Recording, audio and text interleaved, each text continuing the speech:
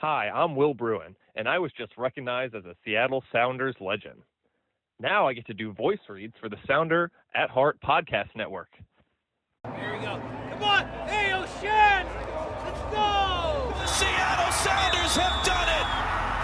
MLS Cup winners! The Sounders rule the region! Seattle Sounders is campeón!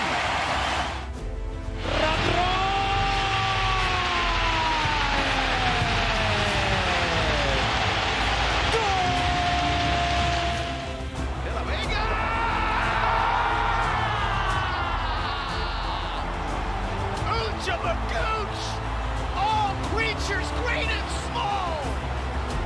Rothrock going to collect it. He does just about. Runs into the advertising awning. Low to our left. Ball goes in. Oh, what a cross! And what a goal! Where's my copy? I got a bunch of them in the car. I'll get you some. You're handing them out for free already. How many cost on them? $50. I'll Venmo you.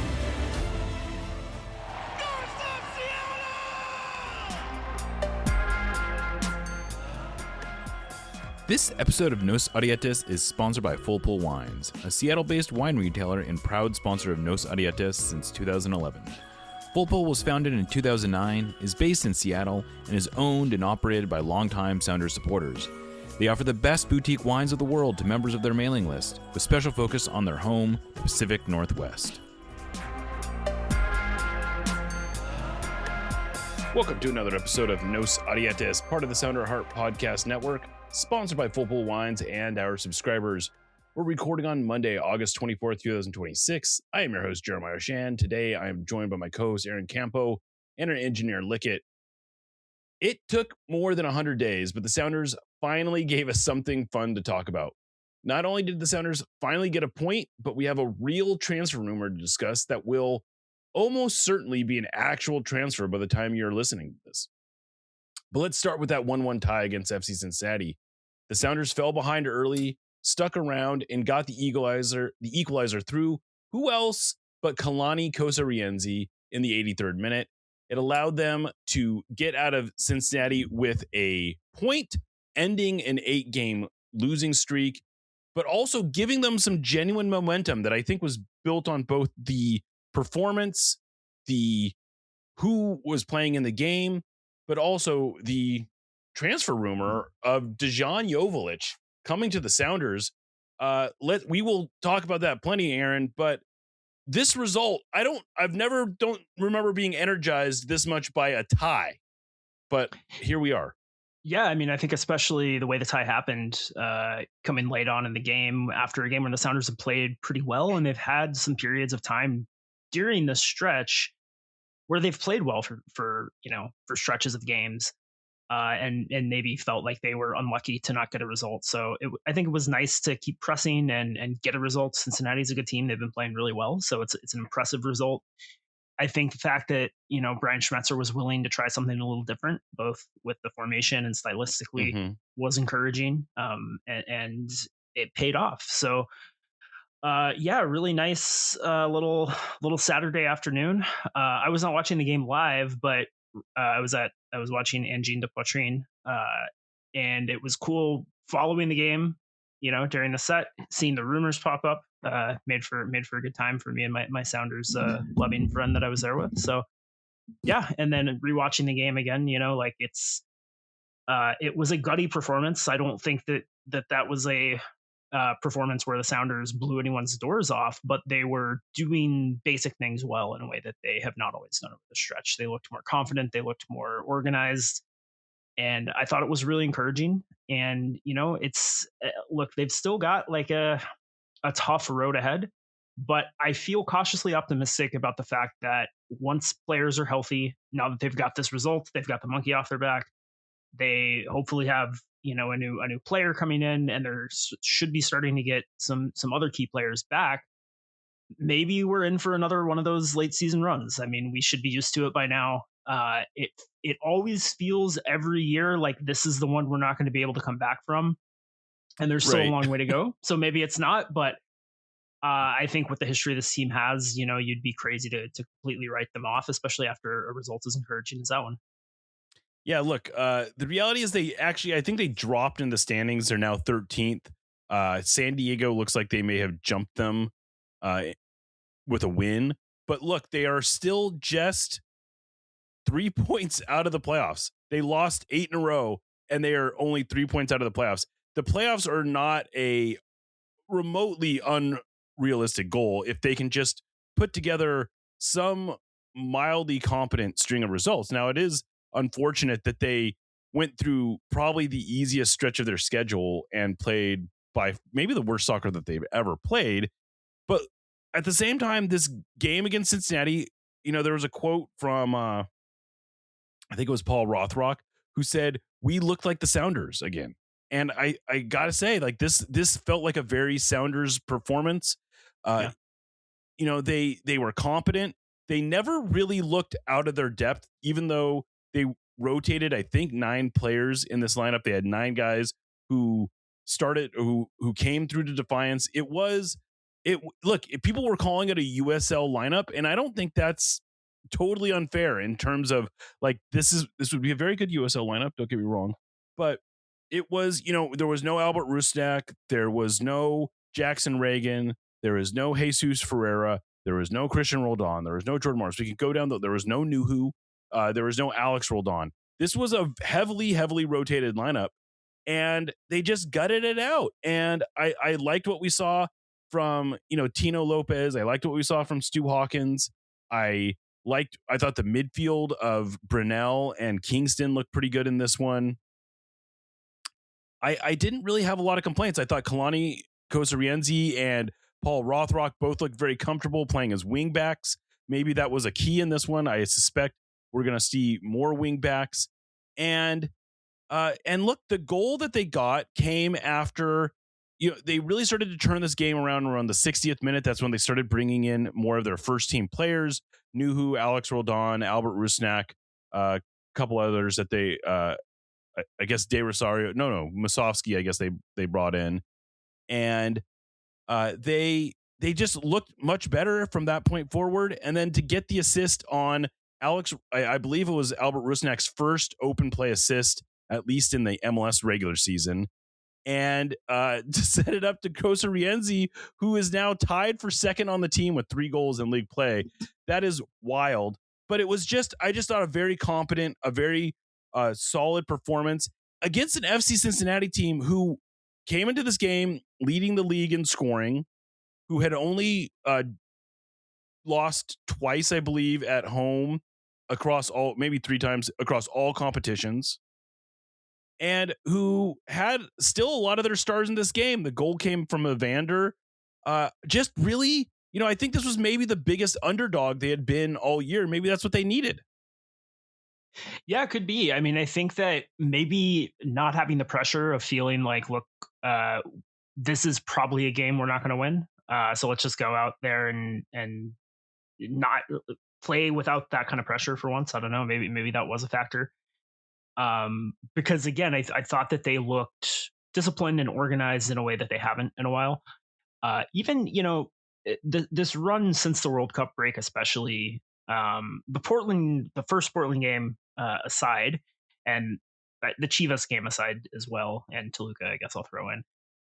They've looked competent for long stretches in every game. Yeah. There was never a game in that run where I thought this is a team that is not going to win a game. And Vancouver, after they went down, I did not feel super confident that they weren't going to be back. But otherwise, like they've looked like a good team. A Vancouver game is a great example of this to some degree, where they're just let down by really uncharacteristic mistakes. Both goals against Vancouver were just brain fart moments for either individuals or the whole team. The first one was just a really bad defensive breakdown, allowing a guy to stay on. I think there were like 3 guys that were further back than they should have been in the line trying to run the offside trap. The second one obviously was the back pass, and they were just good for mistakes like that over every game in this run. And they just didn't look like they were going to make that kind of mistake in this game, and they looked confident that they were going to be able to keep it to 1 goal and give themselves a chance. And that was a distinct change, I think, from previous games. Yeah, and Andrew Thomas also looked very good in this game. I think this was probably Andrew Thomas's best performance since that hot start. You know, he made at least 2 really big saves. I know some folks were kind of on him about maybe leaving the rebound that led to the first goal a little bit, but he makes a great reflex save on the next one. Paul Rothrock clears the ball off the line, and then the fourth bite of the apple, Evander just smashes it into the net. I have a hard time blaming Thomas too much on that one, but I thought this was a good game from him. I really didn't have a complaint about any of the starters. I thought the game plan was solid, and yeah, like you said, they've showed moments of competence. And you know, one of the things that I looked into was who, you know, if they had lost this game, that would have been 9 straight. That would have been tied for the third longest losing streak in MLS history. There were 2 other teams that also had 9 straight losses. So there was a five total teams have lost 9 straight games in the regular season in a single season in regulation.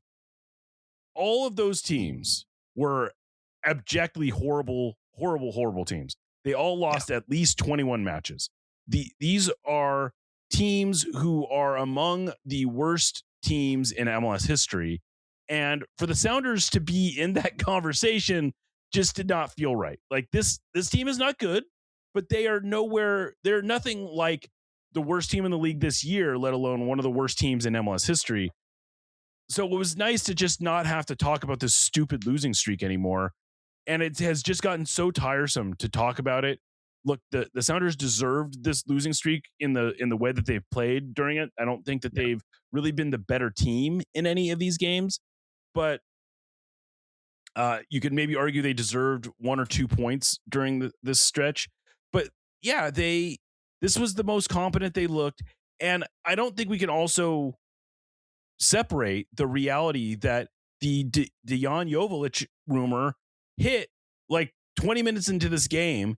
And so maybe the Sounders weren't aware of it during the game, but certainly everyone watching it was. They talked about it on the broadcast. And this is a big, big move for the Sounders. And it's honestly bigger than what I went into this window thinking they were capable of doing. Like, I really did not allow myself to believe that they would sign a designated player quality a player during this window. Like, I knew that it was possible, that there was things that they could do. And more recently, in my conversations with various front office folks, they had hinted at how they might be able to make this happen. But up until the last couple days, where Nico Moreno, to his credit, sort of started putting together the puzzle pieces of, we might actually be trying to sign Dejan Jovelic. We unfortunately were not able to confirm before Fab Romano put it out there. But this is a big signing. Look, I'm saying if the Sounders get it done, they today put out a announcement of a 1:00 press conference, and then on top of that, they put out a teaser that had a chess piece with a Serbian crest on it.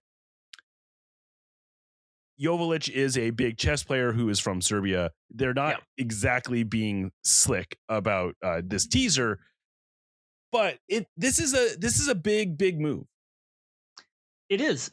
I think that somebody dug up a comment that I made in the Discord before the World Cup break about May. Cool it would be back in May, how cool it would be if they could, I think I said buy somebody out or extend Jordan or something like that. I didn't think Rusnak getting an extension was on the table, but and bring in Jovelic. You know, he's a player I've liked for a long time. I think that he's a player that's going to fit in well to what the Sounders do. I think he's a big time Brian Schmetzer kind of guy. And, you know, I don't think he fixes maybe the biggest problems that the club has right now, but I do think that every move that the Sounders are making right now, every move they make should have at least an eye towards the future. And given standard aging curves, the Sounders could be set at striker for 4 years now.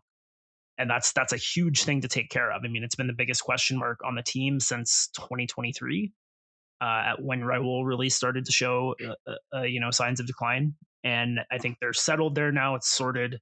and that's maybe the hardest position to fill. I know there are some people, I will say, pleasantly surprised it's been less than I maybe expected. There are some people who are frustrated that it's a player from within MLS. But look, man, he's shown he can play in this league and score a bunch of goals in this league. You don't have to worry about him.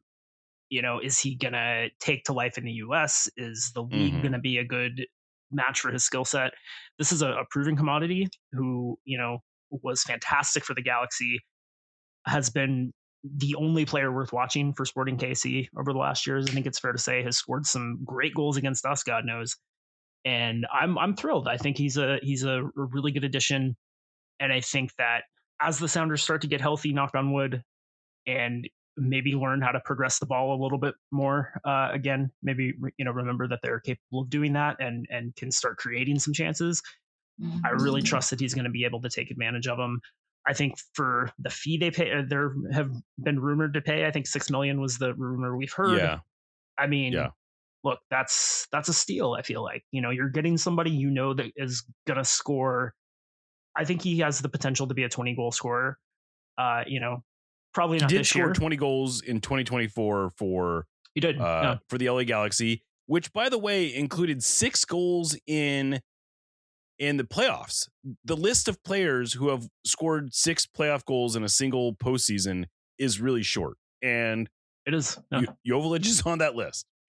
Yeah, I mean, he is a goal scorer. There are some advanced metrics that don't love his game. I have not been convinced by them. I will say, I think that he's maybe not as dynamic of a player as some of those advanced metrics but his underlying XG numbers have been really solidly, consistently good in MLS. They've taken a dip this year, but he's playing for one of the worst teams in league history, so I don't think that that's super shocking. I expect he's going to fit in really well here, and it's I'm really glad that he can't knock us out of the playoffs again. I'll say that much. Right? Yeah, exactly. Well, I want to share a couple stats for you that sort of illustrate why even if striker was not the single biggest need, why it was a need. One of them is that we're 20 games into the regular season. The Sounders still have 0 goals from starting strikers. The 3 players who have played striker for them have combined for 4 goals in league play. Osaze de Rosario, currently the team leader among strikers with 2 goals. Neither one of them came in a start. Jordan Morris has 1 goal. Did not come when he was starting at striker. And Danny Musovski has 1 goal, by the way, on 3.8 XG. The Sounders are not creating a ton of chances for their strikers, but they're creating a lot more than they're getting goals from. Those 3 players have underperformed their XG by about 5 goals. If you put 5 goals on this team right now, they are probably almost certainly in the playoffs. So look, I'm not going to sit here and say that Jovelic is the absolute best player that they could sign if money was not a issue. But look, at $6 million, they signed a player who is effectively Raul Ruidiaz 2.0 in terms of what, if you want to just a really easy comparison, he's actually about a year younger, 10 months younger than Ruidiaz was when he came to the Sounders. He has a very comparable number of professional goals. He's actually scored 111 professional goals at 27.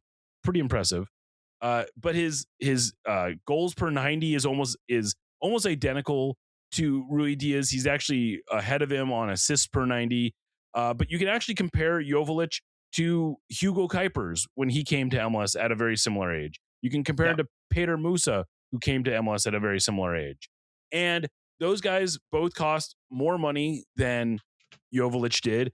And I get how there are fans who just don't like the idea that the Sounders signed an MLS retread, I guess is maybe the pejorative way to refer to him, because he's played on, this will be his 3rd team in basically 3 years.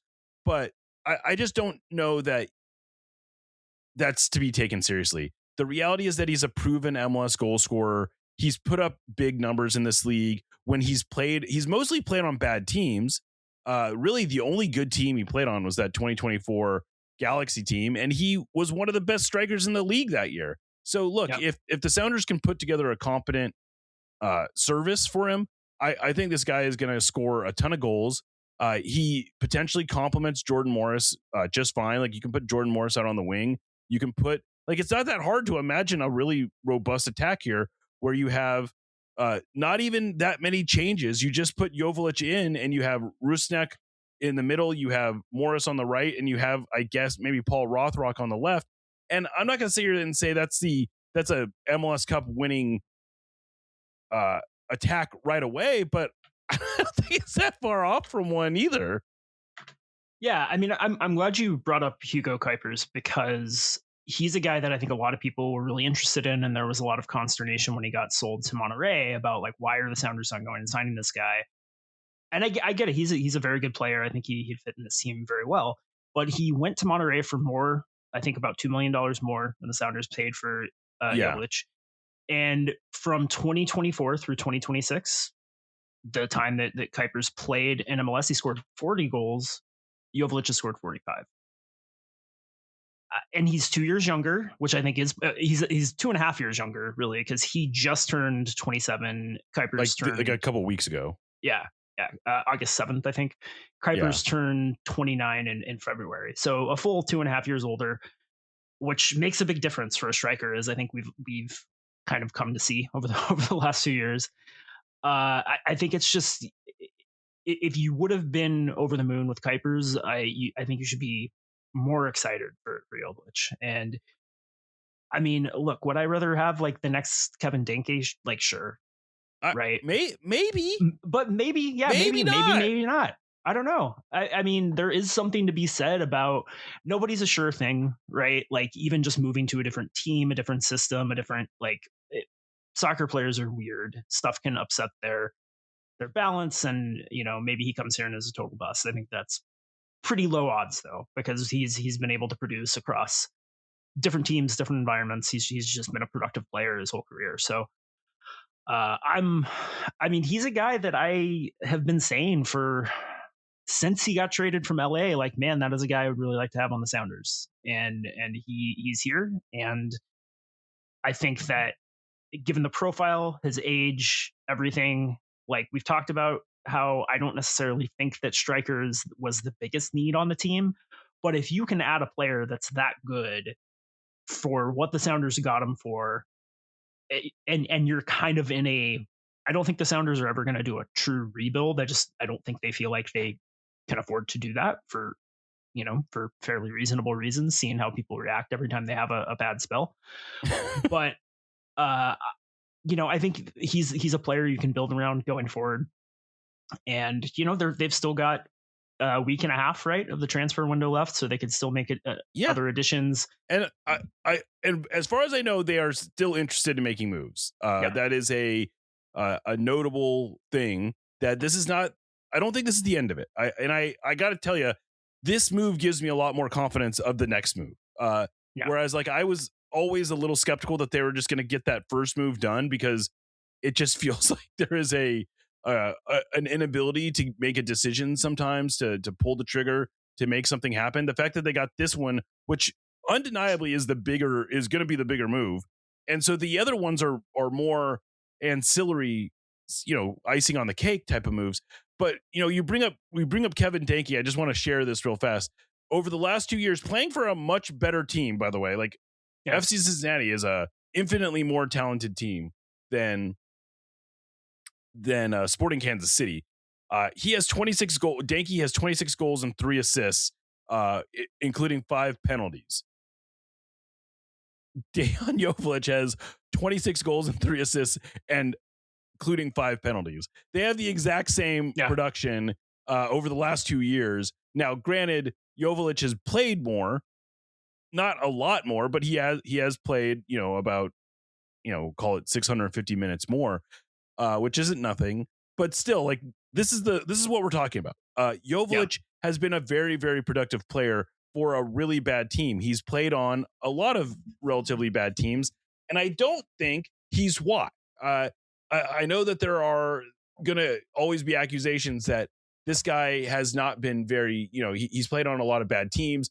I saw someone pointing out like, I don't really love the idea of us signing someone from a worse MLS team. And it's like, I just don't think that factors into it at all. I mean, look at every other league in the world. Like, where do you think Manchester City gets its players?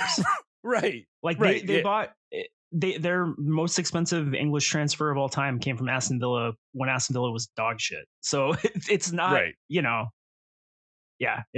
That's just how it kind of goes. Good teams pick up the best players from bad teams. Sounder at Heart has been around in one form or another since 2009. In 2026, though, we make a pretty significant evolution when we go analog. Yes, that's right. In the year of our Lord 2026, we are publishing a real-life magazine. We're calling this thing 4, as in Sounder at Heart 4.0, but we're stylizing it as IV because we absolutely love Roman numeral. And if you want to refer to it as IV, that's cool too. The first issue has a comic book style cover that was hand-drawn by local artist Kevin Newber. Features by Tim Foss, Susie Rance, and Charlie Boehm, a statistical deep dive by Kat Bush, a Q&A with Brian Schmetzer, a column by G. Willow Wilson, and photographs by Noah Reif, Max Aquino, Mike Russell, and Jane Dershowitz. I could not possibly be more proud of the work everyone put into making this, and I think you're going to absolutely love it. If you'd like to get your hands on one of these limited edition copies, we're currently selling them for $15 on our website. Get yours now. Right. And I'll also point out that Danke's Cincinnati averages almost a full point more per game than Sporting Kansas City has been. Like, look, Sporting Kansas City has just been so awful. I don't know that people appreciate how bad they've been. The fact that this guy has 26 goals on a team that this bad should be really encouraging because he's finding goals. He's finding ways to score. He is everything people wish Jordan Morris was. I feel like sometimes, like, you watch him play and you go, like, can't Jordan just do that? He's got all the moves around the box. He scores in a variety of ways. And by the way, he's got a great personality. Just not for nothing. I've watched a few interviews with him. He really tries to connect with people. His English is not literally perfect, but it's really good. He just so happens to be apparently an amazing chess player. Like legitimately really good. Probably the best. I would imagine probably one of the best chess playing soccer players in the world. So chess.com and the chess app that you can get has like bots that are based on real players, and he has by like a huge margin the highest ELO of any of the athletes on there, including Christian Pulisic. So he's got a 2200 ELO, which is like not like good for a person, but like legitimately extremely good. Right. Yeah. He's I don't know. I like a lot about him. I just think that he's going to be a fun person to have in the locker room. I'm looking forward to interviewing him. I can't imagine it hurts that there's already a Serbian on the team and Nikola Pekovic. I would imagine that it helps that Preki is a kind of like a Serbian hero. So I don't know. I like this move a lot. I don't want to get too far ahead of myself because we're going to probably do a whole podcast tomorrow about this thing. But I just really like it. I think this is a great move. I think that and the thing I like best about it is that it does show that the Sounders are willing to spend some money.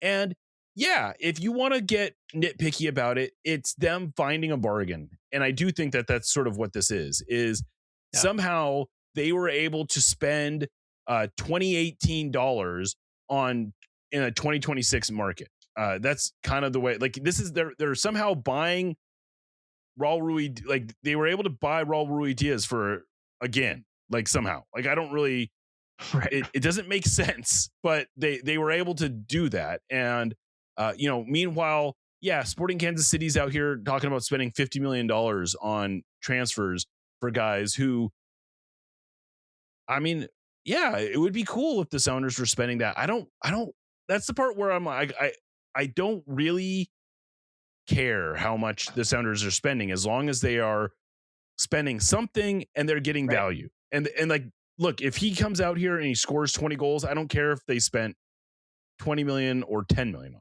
or 6. Yeah, I think that the key thing for me, right, is that I actually think that MLS teams spending a lot of money on transfers is pretty stupid. I think I generally agree with the philosophy that the Sounders seem to have, which is just like, look, transfer spending is not how you win games. But where you do have to do it is when we need this player, we need this kind of player, this profile of player, we need a difference maker, whatever it is, and they're not available as a free agent, and we need them now. Okay, then you've got to spend some money, right? Like, and that's true of DPs. It's true of players that are going to be key players on your roster. They paid a transfer fee for Yamar. They paid a transfer fee for Xavier Ayaga. They've done it before, right? Where it's like, we need a guy that is this, and we can't get them for free, so we're going to go get them. And I think the position the Sounders have put themselves in the past has been, we found a player and we like the player and we don't have to spend any money on them, so we're just going to get them and figure it out, right? Like, we like Jesus Ferreira, we're just going to make it work somehow. And that's how you end up with him and Rusnak playing together, is like dual 10s and not really complementing each other super well, right? Because it's just like you're trying to make pieces fit that maybe aren't the most holistically well thought out roster builds. Whereas I think this is a guy that it's like, look, we can, whatever team we put behind this guy, he's going to score goals as long as they do their jobs. And yeah, you've got to go out and spend the money, but there's no sense in going out and spending $20 million. I mean, if you look at what the teams that are spending big are getting in return for the big spending, I think you'd be crazy to be in them. Like, I just have to figure that Arthur Blank and the new guy in Sporting KC, whose name I can't remember, Malik. I think they just like spending money. They just like the idea of being big spenders, because there's just no justification for spending that kind of money as an MLS team owner.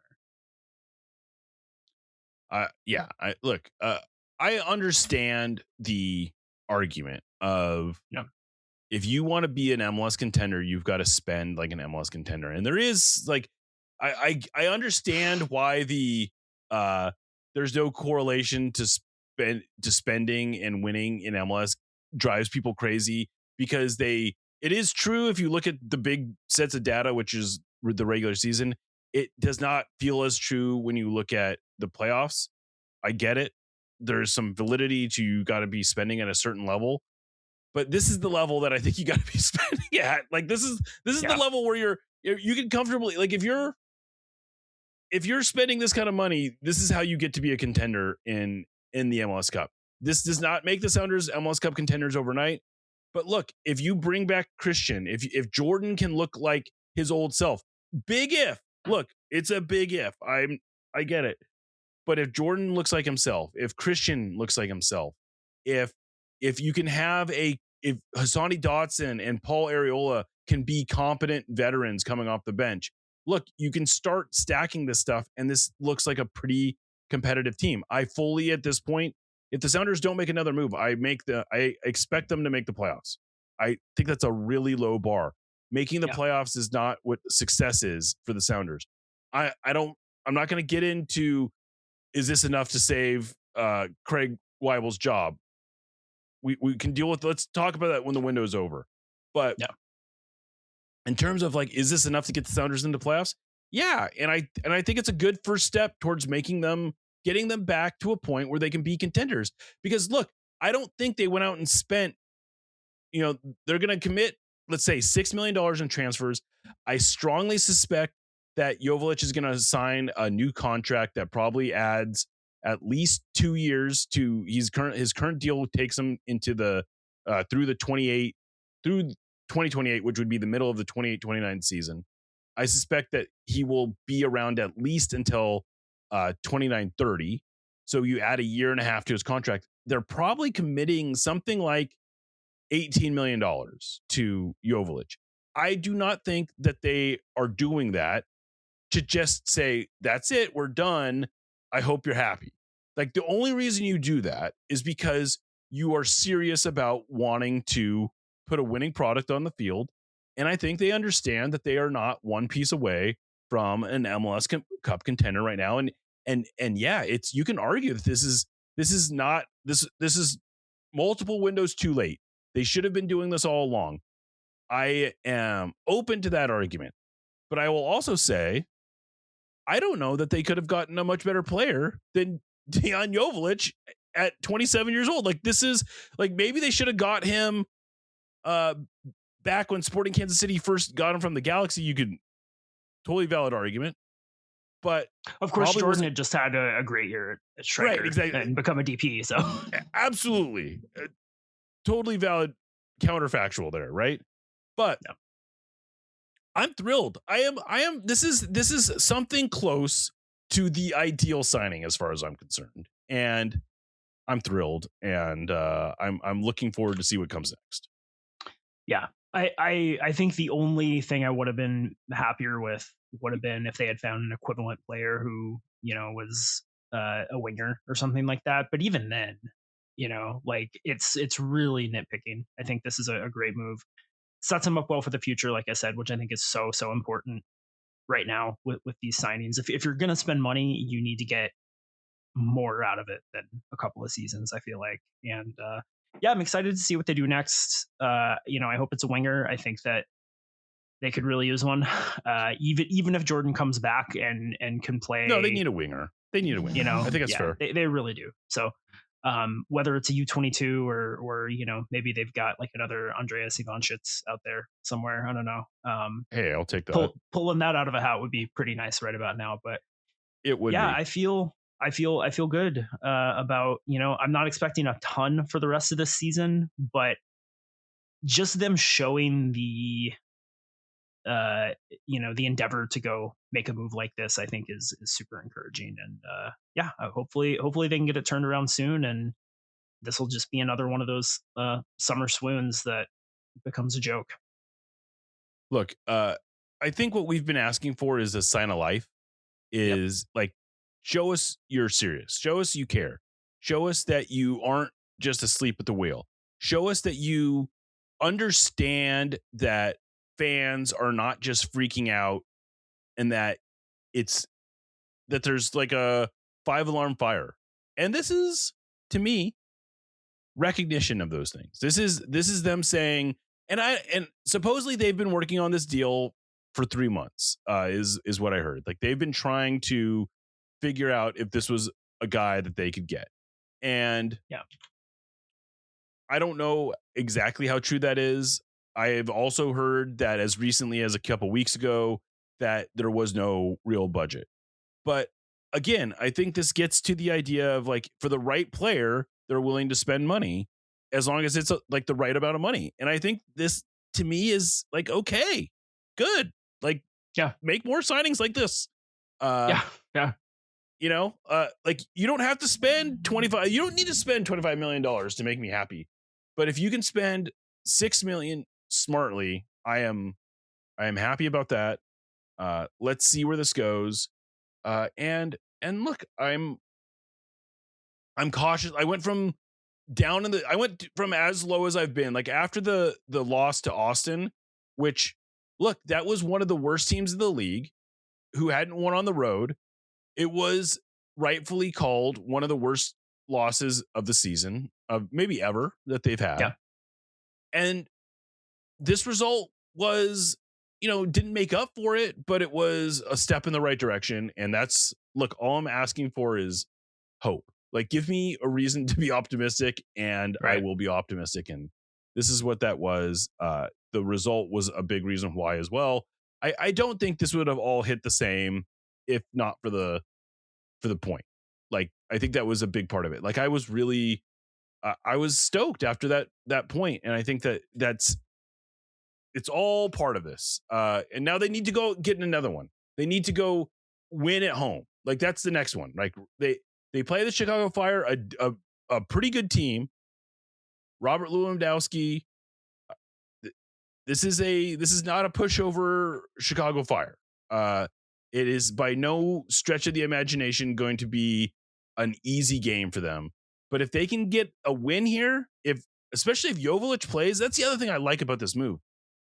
Jovelic, you don't got to wait on a green card. You don't got to wait for him to figure out MLS. There's every reason to believe that he can hit the ground running. And that's another reason I like this. Yeah, I mean, that's the thing is like even good signings in MLS. I think we got so spoiled with Nico and Raul because they both came in and hit the ground running. That's not the way it goes all the time. I mean, I'd say more it's times than not. 50. It doesn't. Right. Yeah. Yeah. It takes a while to adjust to the new league, your teammates, all that stuff. So I think getting somebody who can get in and help right away was critical because I don't think that any signing they make right now, especially a DP signing that they're spending money on and restructuring contracts to make work, can be, we've got to save the season, right? Like, I don't think that's a panic signing, right? That they're always talking about wanting to avoid. Right. I think it has to be one that you feel like sets you up for the future, but it's certainly nice that you can feel pretty confident. Like, I wouldn't be shocked if he's starting on Saturday, No. that wouldn't surprise me at all. And yeah, I mean, that's a huge benefit. And I think now that they have the proof of concept of like, oh yeah, we can score goals even on the road, we can create chances, we can hang with good teams. Maybe we're going to see them playing with some more confidence again and playing like they feel like they can actually accomplish something. I'm not expecting a win against Chicago, and I'm not going to be all that distraught with a loss, although they certainly need to be getting all the points they can at this stage. But Chicago's a good team, and that's going to be a tough game. But if they can put in another solid performance, especially if Jovelic can get involved and that we can see how that's going to look and how he's clicking with his teammates. It's the first game in a long time that I'm excited to watch. I mean, it's the first game since probably the first game back from the break that I'm excited to watch. Now, given what happened in that game, maybe that's not good. Maybe that's a portentous feeling. But for now, I'm excited to see how that looks. Yeah. And I think one of the other things that a number 9 does do is that it can, like, I feel like a number 9 has the ability to imbue the entire roster with some confidence, because I do think that there's nothing more frustrating than a number 9 who doesn't put away a chance. Musovski, look, the Sounders were really close to pulling out all 3 points against Cincinnati. Danny Musovski had maybe not a tap in, but like a ball you really want to see him finish on an open header that he just didn't quite get his head to enough. And if he finishes that, if the Sounders win that game, look, I don't know if it's a different story because like I'm already pretty enthusiastic about this, but that's the kind of goal they need their number 9 scoring. And and I feel like that's the kind of goal that Jovelic is going to score more of. Yeah, it's especially a goal that Danny Musovski needs to be scoring. And you do kind of have to feel for a guy losing his spot as both the presumed starting striker and the resident chess guy on the team. It's kind of a bummer for him, I guess. But if he'd been scoring goals, it probably wouldn't have happened. So that's how she goes sometimes. But I definitely think that there are, when those chances come up, I'm going to expect them to be scored in a way that I have not this year otherwise. Yeah. I think that's probably a good place. I don't have much else to say. We've got a press conference coming tomorrow. We're probably going to do another podcast tomorrow. Do a lot more Jovelic content. Don't got a lot else to say about the Cincinnati game. I don't know. Is there anything else other than a winger you really feel like this team needs? You know what? Actually, I do want to do this.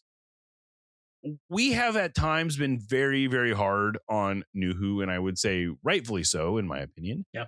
But credit where it's due. The play of the game may have been Nuhu's tackle that sets up the goal. Yeah, incredible play. I mean, I think since the Vancouver game, he's been. Well, I mean, it's only been 2 games, I guess, but he's been good. Yeah. And I thought he was good against Austin, for all that was worth. But mean, that play against Cincinnati was. It was a spectacular play. I don't think there's there's honestly not that many defenders who make that play, because if he misses that tackle, pretty good chance it's 2-0. Yeah. Oh yeah. Yeah. And that would have felt really deflating. I think you still could have taken some positives from that game, but I think it would have felt deflating for sure to go down 2-0 in that moment. And yeah, it's a hell of a play. I think that I am increasingly Nuhu is always going to be a player that is not my favorite kind of player to watch. But I think a lot of it is the frustration with him being put into positions where I just don't think he's being put into positions to succeed that well. And I like him so much more in a back three. I know he wasn't playing center back, although he had kind of switched to center back by that point in the game, right? He was playing more centrally. He came in as a center. He came off the bench. But that's right. That's right. So yeah, I mean, I think he and Lopez both played as a left center back in that. Yeah. And I think that is, if he's playing left center back, I don't think Nuhu is even on my radars is somebody that's frustrating me, honestly. So, maybe we'll see a little bit more of that. But yeah, incredible play. That being said, I think that outside of winger, another left back is probably my biggest thing that I would like, not because I feel like I don't think that Nuhu is, unless you bring in Alphonso Davies or something, I don't think Nuhu is losing the starting job. But we have one left back on the team, and he's been remarkably durable throughout his career. I mean, he's missed very, very little time to injury over the course of his career. But that's the thing I always say is players are durable until they're not, and that would put them in a really bad spot. I mean, I know that Brian feels comfortable putting Tino Lopez and center backs, left-footed center backs generally at left back. And with the way the left back in the Sounder system is asked to play, you can get away with that. But man, I would really like to have somebody who that's just their natural position, and also who could conceivably push Nuhu for playing time. I think that the best version of Nuhu is always when there is somebody who is plausibly capable of taking his job. And I think that's true of a lot of players, right? Like I'm not singling out Nuhu here. I think that that's just the way a lot of players are. If they feel that pressure, there's just that added impetus to be their best. So I would love that for insurance purposes and maybe getting a little more out of Nuhu purposes. But I think winger is very clearly gotta be the number one target. And maybe they can find a winger who can play at left back too. Maybe they can find a wing back type. I don't know. Yeah, I mean, it does seem like their answer to the left back depth question is to sort of chain, like they don't have another player who can really play as a left back in a traditional 4-2-3-1 kind of setup. Lopez can sort of fill in as a left center back, and I suppose you could argue that Areola or Rothrock could play as a left wing back, but they really, if they want to play with a real left back in a 4-back set, which you would like to think is like a formation you might want to play, right. They really don't have a natural left back to back up Nuhu. And I guess Alex has played there in the past. Yeah, I mean, like they could put there's players there who they can literally force to play the position, but I don't know that they should feel comfortable with like no one has proven themselves. Frankly, Cody Baker was the best option that they had before they loaned him out, and I would still love to have Reed Baker Whiting. Right. Like I don't need to get into this whole thing, but I understand why they felt like they didn't want Reed sitting on the bench anymore, and that they needed that they're eating an opportunity cost there. I feel I understand the Cody Baker move less because I just feel like rotational guy on a good team is kind of where he's at. I don't know. Maybe he's playing all the time in New England. I don't know, but that was more perplexing to me for sure. Yeah, but all right. Well, let's call it there. Aaron, it's been wonderful as always catching up with you. But let's get out of here. We'll probably have another episode for you coming up soon after the Jovelic signing is official. But for now, I am Jeremiah Shan signing off for Aaron Campo. Thank you to our sponsors, Full Pull Wines, and of course our listeners and readers of Sounder at Heart who are coming through right now in August and making sure that August is another good month. With all that said, we're going to get out of here. This is No Sadietis, part of the Sounder Heart Podcast Network. And remember, you'll never get alone.